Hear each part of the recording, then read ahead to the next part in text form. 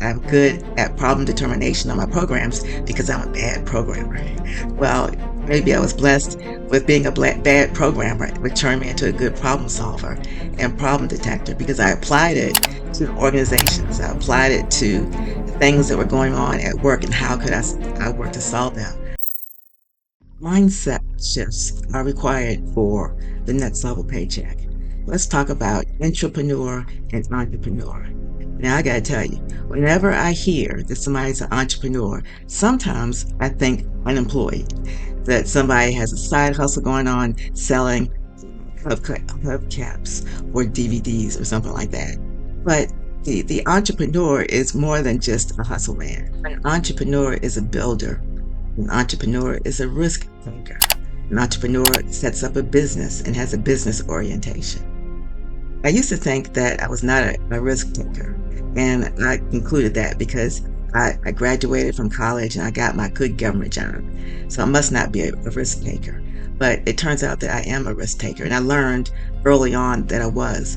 But I tried to hide it because in a bureaucratic organization like I was in, taking risk is something that is generally not appreciated, right?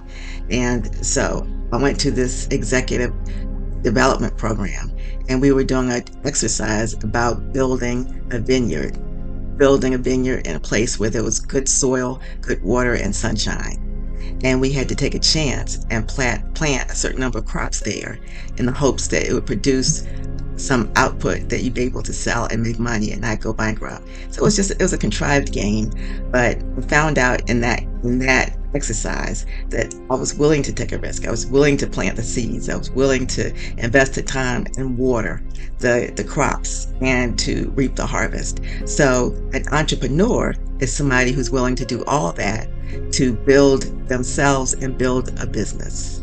Found out that I was also an intrapreneur. So what is an intrapreneur? An intrapreneur is just like an entrepreneur, but they're working on the inside of an organization.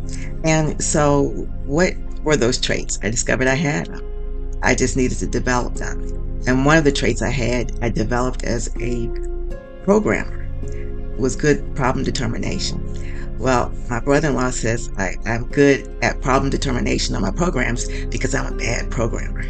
Well, maybe I was blessed with being a bad programmer, which turned me into a good problem solver and problem detector because I applied it to organizations. I applied it to things that were going on at work and how could I work to solve them. One project that I volunteered at work to be on was the communications action team. And communication was not good, and how could we improve that? So we formed an action team to look at communication. I learned a lot about communication with that. I learned about upward, downward, and lateral communication. I learned about the grapevine and the value of the grapevine and ways that we could improve our communication by lateral communication, upward, downward, and also improving the quality of the information on the grapevine. I found out also about people who are isolated, and isolated people don't hear anything, and how important it was to get to isolated people. So that creative thinking, that problem resolution, I applied it inside my organization, and that skill is something that followed me for the rest of my career. Let's talk about fear and self-doubt, okay? This will be a game stopper for a lot of us, and it was for me in many respects. But if you didn't have fear, you wouldn't have to take a risk. If you didn't have fear, you wouldn't have to have courage. It takes courage to get past some of that fear, uncertainty, and doubt. I had a situation when I was in college and I needed some extra money. It was the Christmas break. I decided that I was going to get a job at Sears. My sister had a part-time job at Sears. Her boyfriend at the time had a job at Sears. Why couldn't I get a job at Sears? So Sears, for those of you who may not know, it was a department store, basically. And so I get a lead. I go and in a group with about 20 other people looking for a job. I don't know how many they had. I think it was about 3. And I didn't even know what the job was. I found out the job was demonstrating drill guides. You know anything about that? I never used a drill. I didn't know what a drill guide was at all. But it paid minimum wage plus $1 for every drill guide that you sold. And I need the money.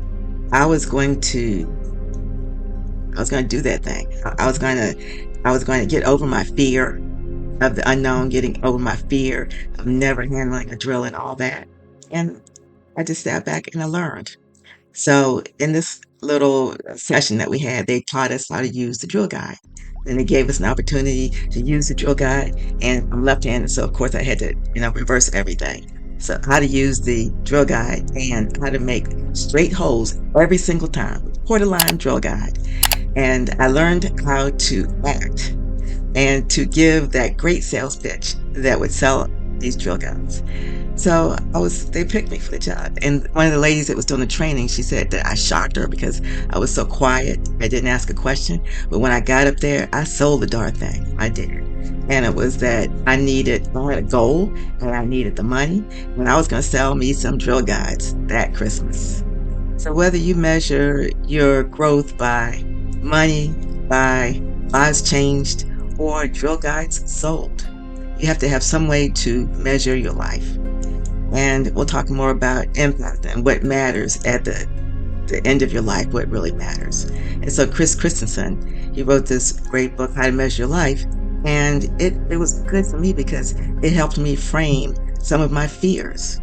Some of my fears were not well-founded. And at the end of the day, your fears are useless. What are you afraid of? Sell the darn thing. Do what you need to do. If you're going to make a mistake, make a mistake. Learn from it and move on. Fear, uncertainty, and doubt have you paralyzed. Paralyzed that you'll fail. Paralyzed that you won't do a good job. Well, you'll never know if you don't try. So you have to get over your fear, turn fear into courage, and do that next thing.